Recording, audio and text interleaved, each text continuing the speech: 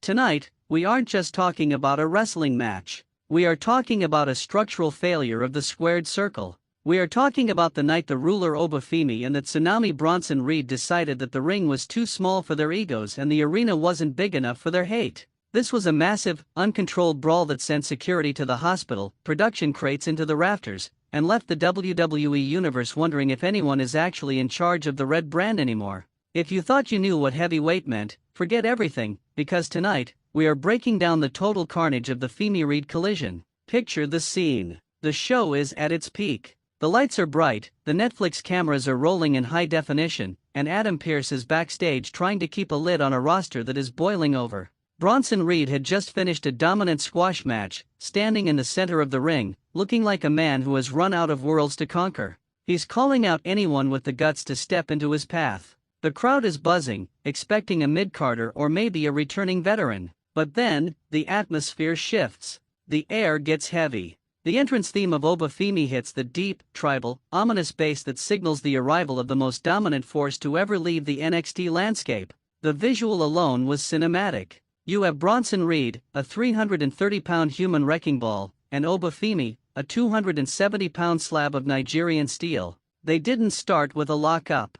They didn't start with a tie-up. They started with a look. A look that said, "I am the only king in this jungle." The silence in the arena was deafening for 5 seconds, and then the explosion. It was a shoulder tackle that would have leveled a brick wall. Neither man moved. Another tackle. Still nothing. The third time, they just started swinging. These weren't worked punches, these were clubbing, meat-tenderizing forearms that echoed through the rafters. Michael Cole was screaming on commentary, "We need help out here. We need the entire locker room." But the locker room was too smart to get involved. This was a clash of titans in the truest sense. Bronson Reed managed to catch Femi with a massive body block that sent the ruler through the ropes and onto the floor. But Oba Femi didn't just fall, he landed on his feet like a cat made of iron. He grabbed a steel chair, but he didn't swing it, he literally punched the chair into Bronson Reed's chest. The sound was sickening. A dull, metallic thud that told you exactly how much force was behind that strike. This is where the drama shifted into high gear. The brawl spilled over the barricade and into the fan section. You could see the terror and exhilaration on the faces of the WWE Universe. People were scrambling to get out of the way as these two monsters carved a path of destruction through the seats. One fan's perspective we caught on a viral cell phone clip showed Oba Femi picking up a full production table, not a folding table, a heavy, bolted production table, and tossing it at Reed like it was a frisbee. Reed dodged it, and the table shattered against a concrete pillar. The stakes were no longer about a win or a loss, they were about who was going to survive the night. Backstage insights tell us that Adam Pearce was losing his mind in the gorilla position. He sent out 3 waves of security, and each wave was tossed aside like toothpicks. At one point, Oba Femi grabbed a security guard and used him as a projectile, launching the poor guy into Bronson Reed to create an opening. It was ruthless. It was brilliant. It was exactly what we expect from the man who wants to rule the industry. But Reed isn't a man who stays down. He retreated toward the loading dock, and that's where things got truly apocalyptic. In the back, among the semi-trucks and the gear crates, Bronson Reed climbed atop a stack of shipping containers. He was gasping for air, blood leaking from a cut on his forehead, looking down at Femi like a gargoyle.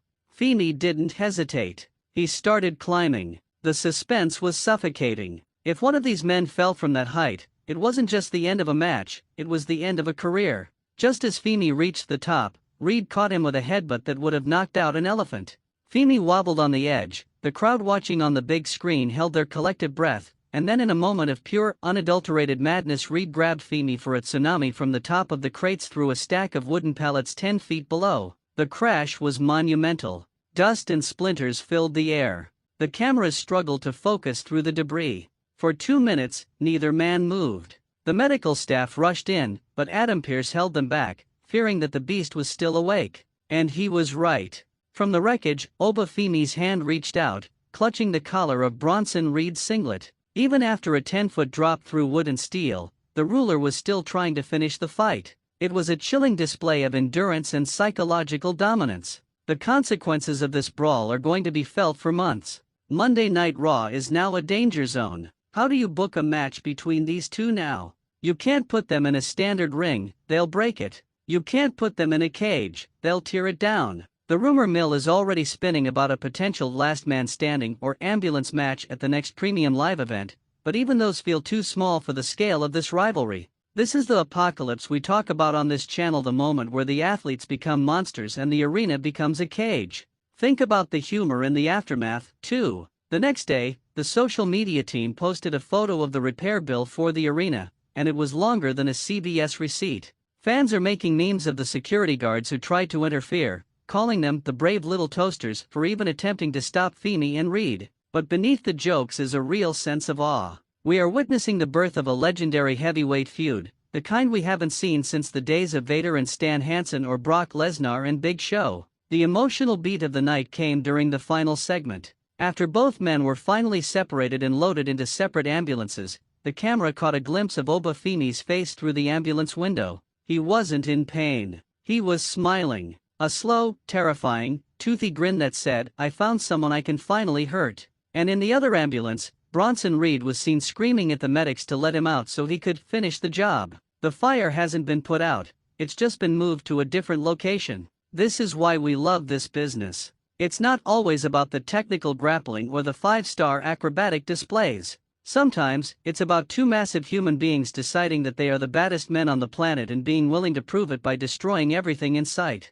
Oba Femi has officially arrived on the main roster, and Bronson Reed has officially met his match. The power vacuum left by the legends is being filled by the weight of these two giants. So, Wrestling Apocalypse family, what side are you on? Are you standing with the ruler Oba Femi and his quest for total Nigerian dominance? Or are you riding with the Tsunami Bronson Reed and his path of localized destruction? Do you think Adam Pearce should suspend them both for the damage they caused? Or should he just give them a no-holds-barred match and get out of the way? The comments section is going to be a war zone tonight, and I want to see you all in there. This was a night that reminded us why Monday Night Raw is the flagship show. It's unpredictable, it's violent, and when it hits like a freight train. We're going to be tracking the medical updates for both men all through the night, so make sure you stay tuned to our community tab for breaking news. If you want to see a full frame-by-frame breakdown of that crate bump to see who actually took the most damage, let us know and we'll get the edit team on it immediately. If you felt the ground shake tonight, if you're as hyped as we are for the next chapter of this heavyweight war, do us a huge favor.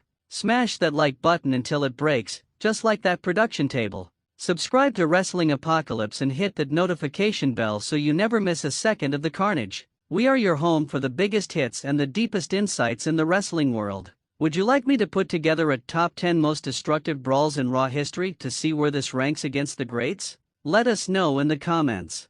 Thanks for riding with the apocalypse. Stay loud, stay wild, and keep your eyes on the big men because they're the ones making the world move. We'll see you in the next one.